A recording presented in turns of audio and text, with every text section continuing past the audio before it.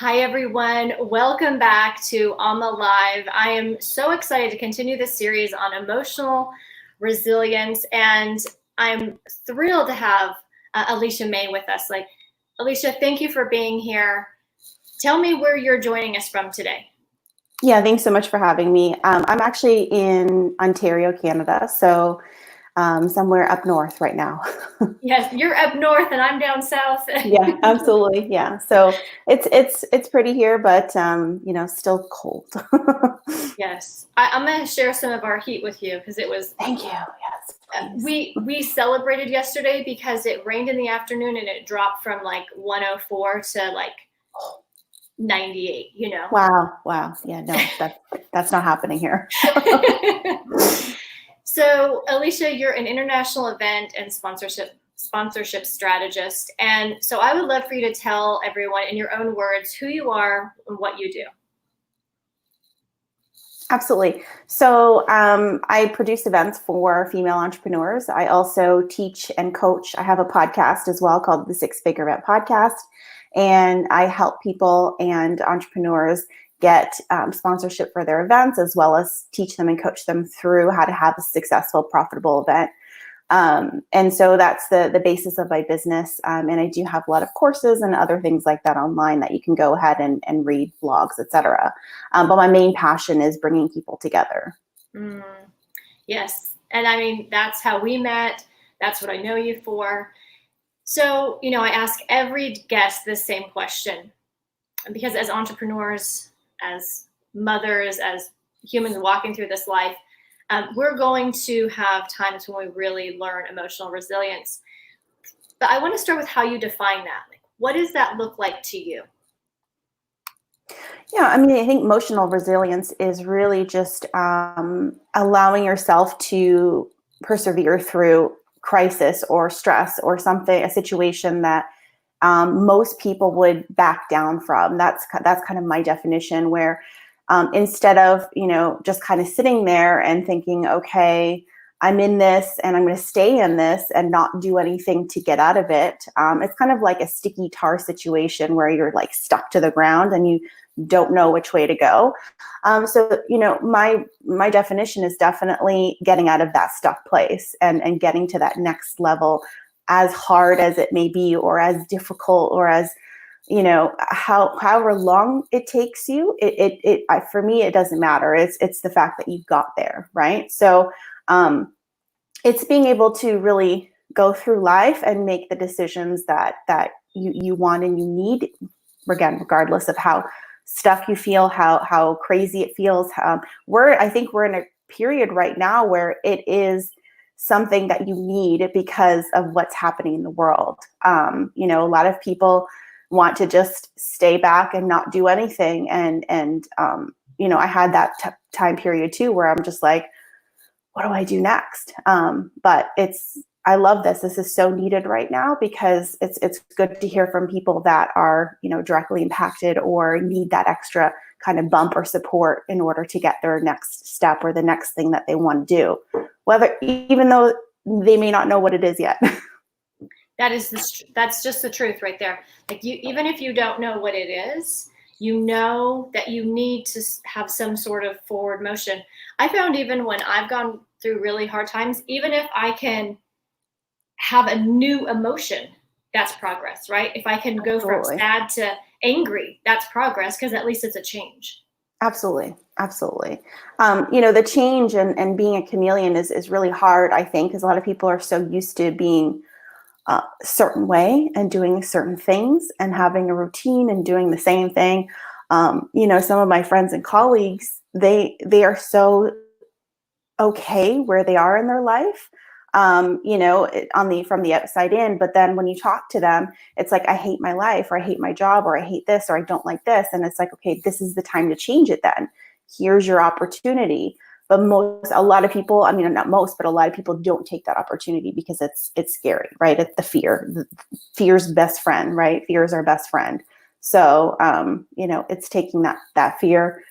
One of my coaching program ladies, I told her to put her fears down on a piece of paper and then go outside and then like rip it up and light it on fire, because she was so stuck to the fear of what to do next. Well, all these emotions are popping in. It's true, because I mean, right now it's so highlighted in the world. Yeah, what fear drives people to do or not do, right? And absolutely, it absolutely. completely clouds our ability to make good decisions. It's sort of like our boys are learning how to swim, and my husband just kept telling them, the key to going under the water, or the key to going the deep end, is you don't panic, because the minute you panic or you get afraid, you'll drown yourself, right? Absolutely, absolutely, absolutely. Now, we had talked a bit before this started, and I know that your business, I mean, you have a lot of in-person events that you help female entrepreneurs do. You have clients who are event coordinators. So obviously you took a direct hit with this. I did. Within a 24, and I'm going to be real and honest here, within a 24-hour time period, we had about 15 events scheduled for 2019. Every single event that I had was postponed until 2021, or, maybe Q4. We don't know yet. So 90% of my income comes from hosting live in-person events. And so it was like a direct hit to my business. Now, that's not to say I do have group programs and I do have other things, but I have to adapt, and I had to figure out, okay, what do I do next? Because hosting live events, even though a lot of people said, okay, we'll continue my coach said, continue your business, continue your services, but people are just not buying into that right now. I don't care who you are. Even for 2021, a lot of people don't have that emotional capability of like thinking that far ahead. Day by day, it changes drastically. So why would people want to go into 2021? So the way that I've adapted my business, and a lot of my group coaching program girls, they're all event planners as well. I said, take your biggest strength, whatever that is. Take the thing that, lights you up. I mean, what kind of aspect from event planning do you absolutely love? One girl, she loved project management, so she went that way. Another girl said, okay, I love tech and I love being behind the scenes. And so she's taken a stance on tech and virtual events. Another woman, she loved doing coaching and consulting and government, corporate. So we all kind of took a pivot to whatever made sense for us personally, because for every person it's going to be different. For me personally, I love hosting my own events, but as well as helping others. So I'm doing virtual events right now. I'm also helping people, if they've had an event planned in the next 12 months, how can you pivot to virtual? Because it's not the same. I'm not going to lie. It's definitely not the same. I love that in-person connection, but there still is a need and opportunity to serve your clients no matter what.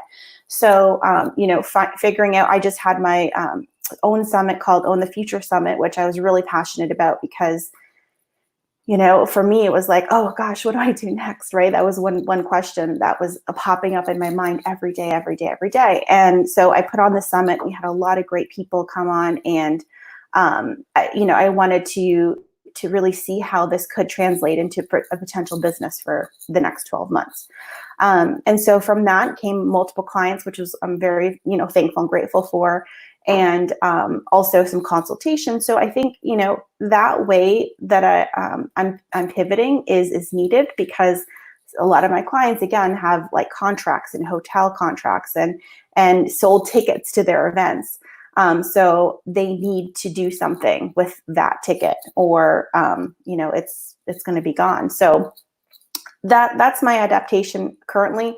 And, I'm also taking kind of just a breather as well. I'm not, before I had a lot of clients and a big business and things like that. And so I've cut my hours in half, and, homeschooling kids and doing other things. I've got 2 kids. So I quite like it, to be honest. I mean, it's such a strange time, but also I feel that a lot of people need to take a break, because everyone's on this emotional roller coaster, right? Again, I don't know about you and your clients and who's watching out there, but every day my girls come to me with a different emotion. One day they're happy, one day they're sad, maybe not even days, sometimes within hours, it's drastic. So I'm allowing myself and the opportunities. I'm giving myself the opportunity to slow down and permission to say, I'm just going to take a breather, no matter, I don't want to be so hardcore, but at the same time, when events come back, it will be triple that business as well, because people are going to be like, well, I need to get back. I need that in-person, right, connection. I need all of this, because you've been stuck inside. It's so true. Now, one of the things that we had also touched on was, if you're used to doing a particular thing and you're dealing with big changes in your professional life, big changes in the world, all of these other components, like you said, kids home, maybe spouses home, full on emotions, all of this, what does it take to be able to pivot and to do something new, rather than, some people, you can see it, they've just kind of thrown their hands in the air, right? Absolutely. Maybe the government will send me a check. Others have taken I'm just going to Netflix it till 1 a.m. every day and hope it blows over, right? So what does it take to identify, this is a way, this is a direction I could go in, and have that approach like you're talking about, where you do something with it, but then you also go, I'm going to roll with the pace of how things are now. Absolutely. Yeah. I mean, I think that comes back to the original point, is emotional resilience, right? The thing is, I want to Netflix and chill sometimes too, or I don't know what the word is, but I don't, right? So I give myself permission. Okay, I'm going to take 20 minutes or half an hour to do this, and then I'm going to move on, right? I almost have to, journal through it and kind of write down my thoughts, or even voice note my thoughts, or however you get that junk out of your head, because there's a lot of junk right now happening. I mean, for me, I'm not sure about people out there, but for me, there's like, okay, I have this thought and I have this thought and I have this thought. Imagine all those thoughts kind of crowding your brain. I need to get clarity. So I, kind of dump that all out into a paper or into this or a Word doc. And then I can almost see clear, because or else for me personally, I start to get really like, okay, I've got no purpose. I've got no, I don't know what I'm doing. So I really encourage you. I mean, there's scientific proof that journaling helps and really guides you through what you need to do next. I mean, for me personally, I know what I need to do next. Most people know what they need to do next, right? I mean, and I'm not saying that to be facetious, but it's like, I know that I need to do X, Y, and Z in order to be successful, right? So I need to be out there, be consistent, do this, do that, be passionate, have, so if you are stuck at that point, like, what do I do next, right? I encourage you to take a step back, even socially ask people. I've had to ask other, multiple people, like, what do you think? And gather all that information. If it doesn't make sense for you, it doesn't make sense for you. I can tell my girls all day long what they need to do next, but you have to find it within yourself in order to do that thing next that lights you up. One girl is like, oh, I want to do virtual events, but I hate them. It's like, well, don't do it then, right? Mm-hmm. You know your own answer. For me, it was like, okay, well, maybe you want to do marketing. Maybe you want to do, this is my coach talking to me. Maybe you want to do marketing. Maybe you want to do project management. I'm like, oh, this doesn't really light me up, right? And so it's something that, that lights you up. Get that clarity first, because that is I think the most important part. And really, you can confide in your network, in your social circles, definitely. But ultimately, at the end of the day, right, you know what's best for you. So rolling with the punches is great, and that's fine and all. But I don't necessarily know if I've got this long-term plan right now. Maybe I've got a month plan, 30-day plan, and we'll see what happens after that. So I encourage you not to think like more than 30 days in advance, or even 90 days in advance right now, because it's unknown. We're in this weird time where, I don't know, the schools may open, the schools may not. We may go back to work, we may not. I don't know. I completely agree. And I love that. Instead of thinking about, oh my God, what am I going to do for the next year? What's my career going to be now? Like, it's this defined, permanent, very stiff approach, because we don't have the ability to really look at that. So I love these, like, chunk it down, right? Chunk it down. 30 days. Okay. So, because then I feel like we have the opportunity to look at, okay, well, between now and the next 30 days, what do I want? And then that can lead to, what does my day look like, right? I've been noticing this, like every single one of my consulting clients, we're not talking high level strategy. We're talking about, how are you going to handle today? How are you going to handle this morning? Yeah. Right. It's so it's so defined and so cut down, and I'm glad it's not just event planners or event professionals, because it's like, okay, now what? A lot of, I mean, the event industry got hit hard. I mean, we're a 3.2, I think, $trillion business. I don't even know what this crazy number is. And it's the travel industry and hotels and this and that, and there's a whole big industry. I mean, New Orleans relies on visitors and that kind of thing. So, taking that day, okay, here's what I'm doing for the day, and I have a kind of good schedule going with my kids and what the new norm is. But it's the ability to adapt. So if it's something now, because it's going to change, like, we heard from our government that we may roll out a 3-month, back to normal thing. So literally every month it's going to change, or week to week. So, right, remember that you're going to have to change with it. So psych yourself out, up. Okay, I'm going to change. This is how I'm going to do it. Or even just having a rough idea, anything goes, right? It's up to you. You define who you are and what you want to be. It's true. And I think right now is so important to give yourself permission to be looking in this direction today, this week, this month, and having a new idea next month. That absolutely, oftentimes as entrepreneurs, we can be like, well, I want to be known for this, or I want to master that, or I really want to be an expert in this. But right now, that willingness to change and be more fluid is really going to be key. Yeah, absolutely. Absolutely. I mean, right now, same with events. People are not knocking at my door for events or retreats. I mean, that's the furthest thing from their mind. And that's okay I'm okay with it. Right. So right now people are wondering, how do I pivot from the event world or in-person world to a virtual retreat or a virtual event? And so that's where I'm filling the gap until further notice. Yeah, I love that. That's, because everyone needs support creating a virtual event as well, right? Absolutely. No one wants to be running all of the moving parts of that. So, Alecia, if people want to learn how to create a virtual event, because even I've told some of my clients, like, even if you owned a gym, or you were a personal trainer, or you had a retail, you could run a virtual event because you have a lot of experience, you have colleagues you could pull in. So how can people work with you on this? Right. So, I mean, the virtual event component, it can start as small or as big as you want it to be, right? It doesn't have to be this, this one lady came to me and she said, I want a 5,000 person event virtually. And I said, okay, well, why don't we start smaller than that and see how it goes, right? So, first of all, make sure you have your mission and why you want to host the event. It's same with in-person events, right? Why do you want to host the event? Why do you want to serve the people, and what do they need the most right now? And so, think about the foundation aspect of the event, in person or virtual, both apply, and then work from that perspective.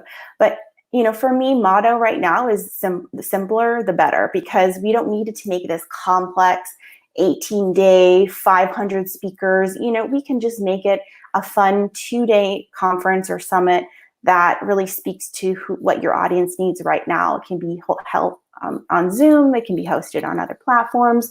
But it can be as simple as having 1 to 5 speakers. It doesn't have to be this multi-day. One of the things with virtual events people have thought in the past is like the 7-day live stream or 7-day pre-recorded session where each speaker was being sold to or saying, here's my offer over and over and over again. And that was my that was my kind of perception of the virtual summit. But this is the time to think outside of the box. So what are ways that you can increase your attention throughout the day? What are ways that you can make it fun and exciting and I mean, as fun and exciting can be with versus live. So for instance, with my virtual summit, we had a live DJ, and it was like so fun. And it was just, people were bouncing up, and he had the best playlist in the whole world. And that was something that helped with the kind of morale of the live summit. There's other opportunities to, I just saw this, but you're going to love this, having a llama as a guest. I mean, even if you have virtual conferences with your team, right? Having a llama, I was like, wow, that's pretty interesting. But you see how the world is adapting to, having these live. So as the time, and as, I think the next month happens, there's going to be even more opportunities to see interesting entertainment. So again, pick something, write down your foundation, think about the why, think about the, what you want to serve your audience, and make it as simple as possible so that you can get your, kind of get your toes in the water, feel how it goes. And then if you want to do something bigger after that, then definitely do that. But, my first summit, we had over, I think, 600 people register, which was, I wanted 250. I was like, okay, 250 is good. I think I can do that. And we surpassed that, which is amazing. And so start small, start somewhere, and then, put your head down and kind of do the work. Now, people can work with me. We can strategize your virtual summit. So how do you bring this to life? What ideas make sense tech-wise? Because a lot of people have questions with tech. It's like, how do I do this? How do I do that? They can work with me through actually creating that experience. I've got a team of virtual summit experts that can help bring that experience to life. And then also, how do you, choose the right speakers? How do you market that? So those are different ways that people can learn and grow with the virtual summit for right now. Mm-hmm. I love it. So I'm going to pop up your website so that people know how they can contact you. And I wanted to say that, your chapter in Empire Moms came out last Friday. And as I read your chapter, oh my goodness, I was so relating, because my first son was born sunny side up. Oh, was he? Oh gosh, yeah. So when I read your story, hi Bridget's life, I was like, oh my goodness, yes, just so many aspects of your story. I didn't know that. Similar threads, yeah, very similar threads. And we lost our son in Mexico. Did you really? And he was with me. I mean, he just vanished just like that, right? Oh my gosh. That was 4 years ago. I mean, he was so little. And there was this whole big festival getting ready to start in Guanajuato City. Yeah, he was gone for about 40 minutes. Wow, I lost like 10 years of my life, right? So, me too. When I was reading your story, I could relate so much. And also, your drive, your tenacity, your desire to show your kids what's possible. So I want to tell you, thank you for sharing your story, for contributing that chapter. And I highly recommend everyone picks up a copy of Empire Moms and checks out. Absolutely. Oh, it's so funny because, some people can't relate to losing their child. And I wasn't even it was with my babysitter. I was with the person that was watching. And they're like, oh, that must've been so horrible. But that like panic that you've never felt in your life, that like instant gray hair anxiety, it was just beyond it was next level emotion. But I can definitely say that through that, it was to the point where I was like, I don't want to leave my house now. so that's why my business was born. No, I'm just kidding. But really it was like, I knew I had to now stay at home and be with him and not rely on people, but also because, of what happened when he was born. And so, this is why the event business transpired from that. So it is a kind of a nice little segue at the end of this to say that, businesses were born through, tryst and hardships and things that, I wanted to stay put with. Like I could have just sat on the couch, right? Like the emotional resilience coming back in here as the main theme, and watch Netflix and not have done anything. So true. I'm glad you allowed a new business to be born, because you are helping so many people. I wanted to leave with one of the quotes that you put. when we first started talking. You said, give yourself permission to create life on your own terms. 100%. 100%. I mean, that is something that I've lived. I have this little sticky note on my wall that has that quote, because if you tell anyone else, if you allow anyone else to tell you what to do, then you're going to be stuck behind their words. So remember. It is the truth, because not everybody is going to line up with what you want or what your vision is. And it's like, if you're waiting for their permission, or if you're going to take their guidance, which was based on the guidance they received, right, and the fears that they had, right? Yeah. 100%. Bridget said she's gonna check out your story. Well, I appreciate you so much for being with us today, Alecia. I wanted to remind everyone to pick up their free pass to Networking Influencers and my free guide, Jumpstart Your Book. Those links are in the description. So until next time, keep your head up. Contact Alecia. She's going to help you figure out how to take that in-person feel and event and figure out what you can do online. Absolutely. Until next time. Big hugs from Mexico. Thank you, Alecia. Bye. Bye.